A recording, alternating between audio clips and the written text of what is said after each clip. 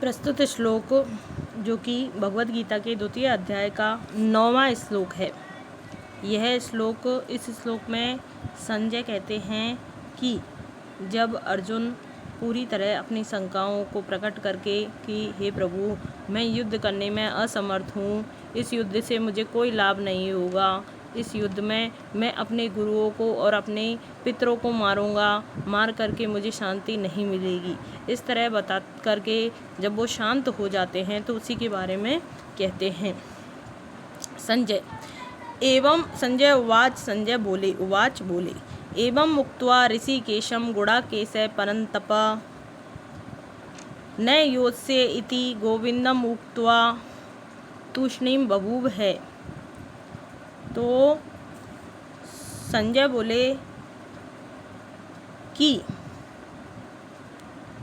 जो गुडाकेश और परंतप यानी कि जो शत्रुओं को ताप देने वाले थे, अर्जुन थे।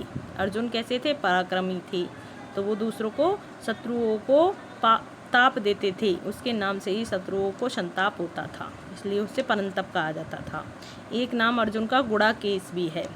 तो जो गुडाकेश अर्जुन है, परंतप और गुडाकेश अर्जुन है, वो एवं मुक्त्वा, इसमें पदच्छेद देख लेते हैं हम पहले। एवं मुक्त्वा में एवं में मैं हलंत है, उक्त्वा का ऊ उसमें जुड़ गया है तो एवं मुक्त्वा आ गया। इसी तरह से गोविंदम मुक्त्वा है तो गोविंदम में मैं हलंत है और उक्त्वा अलग है, इस तरीके से।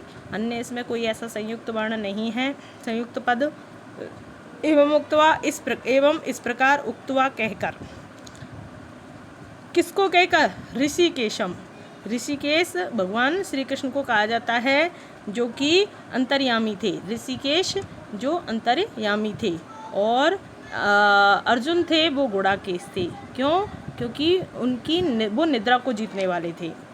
न युद्ध से नहीं लड़ूंगा, इति इस प्रकार गोविंदम, गोविंद भगवान ऋषिकेश जो गोविंद हैं, जो श्री कृष्ण भगवान हैं, उनको उक्त्वा कह करके तूष्णीम बभूव है, तो तूष्णीम शांत हो गए, बभूव हो गए।